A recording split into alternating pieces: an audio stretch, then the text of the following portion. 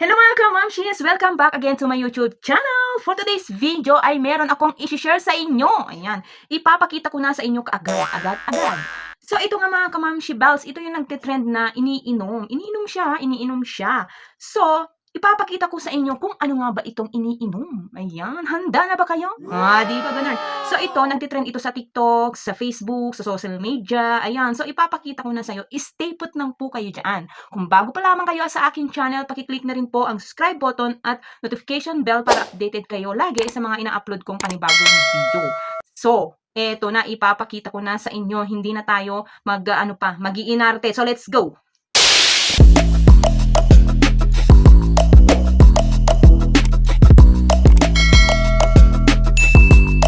So, eto na nga mga kamamshi bells, kararating lang nito ha. Ipapakita ko na sa inyo or i-share ko na sa inyo.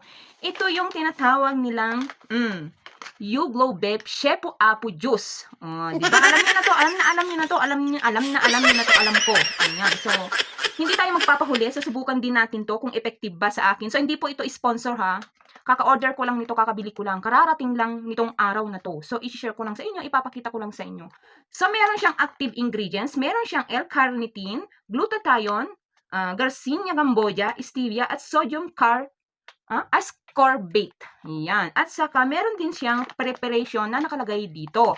Ang sabi dito, mix 1 sachet of YouGlow Babe Shepu Apu slimming to 250 ml of water. So, 1 glass. So, add ice for more refreshing experience ang sabi dito. Ayan. So, meron din nakalagay dito na important reminder. This is not a medicinal drinks and should be to treat symptoms of any disease. So, meron din dyan nakalagay. Meron din dito siyang expired date. Ayan. So, ang ganda ng packaging niya ha. Ngayon ko lang nakita tong Shepu Apu juice na to. Ayan, tingnan nyo naman. Napakatibay. So, meron siyang expired date dito. Expired niya ay November 7, 2026. So, ang tagal pa, no? Ayan, meron din siyang, dito, nutrition facts. Ayan, nakikita nyo. Ayan. So, meron din siyang, kung saan siya bubuksan dito. Ayan. Saka, meron siyang, dito, 15 grams bawat isang pack at 10 sachet siya. So, bubuksan na natin para sa inyo. Kasi first time ko lang to, gagamitin or susubukan. So, bukas ko siguro siya, titikman or i-take bukas. Bukas ko siya iinumin. Tignan mo. Okay. Ayan, wait lang po kayo. Ayan. Meron siyang 10 sachet. Ayan, 3, 4, 5, 6, 7, 8, 9, 10. Ayan siya, 10 sachet. So, tingnan nyo naman ang kanyang, wait lang ha, wala akong paglagyan. Tingnan nyo ng packaging niya, ang ganda niya. Ang ganda niya. Yan siya, oh.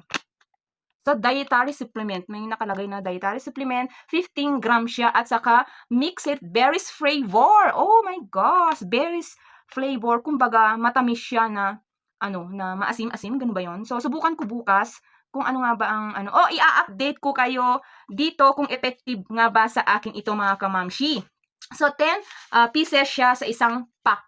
15 grams itong isang pack. Ayan, so, yan lamang po ang aking i-share for today. I-update ko na lang po kayo kung effective nga ba sa akin tong Shepu Apu ng YouGlow. Ayan, so mga kamamshi, sana po ay nagustuhan nyo tong video na ito. Paki-like, comment, and share na rin kung ano ba ang dapat gawin pa dito sa Shepu Apu juice na ito, o kung maganda ba or effective din ba sa inyo. Ewan ko lang, depende din sa atin, di ba? Depende sa bawat isang tao kung effective ba to o hindi. So, susubukan natin. I-update ko kayo. So mga kamamshi, bye-bye. See you next my video. Babush!